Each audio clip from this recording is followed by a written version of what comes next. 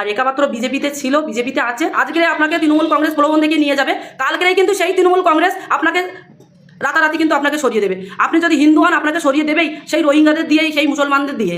আমাদের রাজ্যের মুখ্যমন্ত্রী মমতা বন্দ্যোপাধ্যায় হচ্ছে হিন্দু বিরোধী, হিন্দুদের ভালো হোক ওটা চান না। বন্দ্যোপাধ্যায় সহ মমতা বন্দ্যোপাধ্যায় যত চাঙ্গপাঙ্গরা আছে তারা ভয় পায়, এই জন্য বারবার রেখাপাত্রর ব্যাক সাইডে ফেলার জন্য রেখাপাত্রকে ওনারা কিন্তু এরকম অপপ্রচার চালিয়ে যাচ্ছে।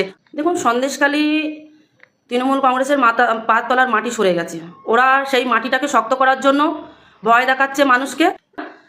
পারবে তাহলে ওনারা যে এত কথা বলছেন, তাহলে ওরা পারবে? ওরা যে 24-এর আগে যে মা বোনদেরকে তুলে নিয়ে যেত, তাদের অসম্মান করেছে, তাদের সাথে যে নোংরা যে ঘৃণ্য কাজ করেছে, সেইগুলোও কি ফিরিয়ে দিতে পারবে? পারবে না। তাই এরকম কোনো প্রশ্ন আসে না। আর রেখাপাত্র বিজেপিতে ছিল, বিজেপিতে আছে। আর রেখাপাত্র যারা প্রকৃত আন্দোলন করেছে তাদেরকে রেখাপাত্র ঠিক 100টাই বেঁধে রেখেছে। এই তৃণমূলের কিছু মিডিয়া তারা এরকম করে অপপ্রচার করছে, এতে রেখাপাত্র গায়ে মাখে না। এবার বিজেপির নেতা নেত্রীদের নামে এরকম অপপ্রচার হয়ে থাকে, তাই এটা রেখাপাত্রও গায়ে মাখে না। দেখুন, সন্দেশখালী তৃণমূল কংগ্রেসের পায়ের তলার মাটি সরে গেছে। ওরা সেই মাটিটাকে শক্ত করার জন্য ভয় দেখাচ্ছে মানুষকে।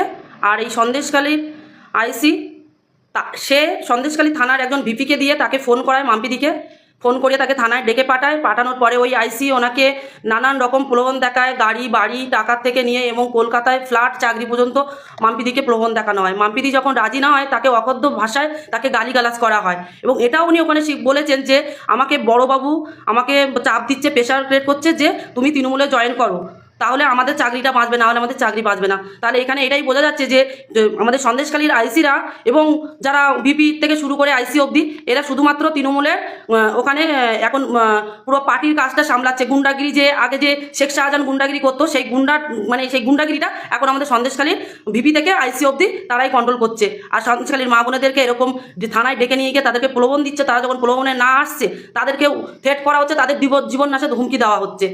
সেটা আপনারাও মাম্পিদি উনি বাইট দিয়েছেন এবং আপনারাও দেখেছেন।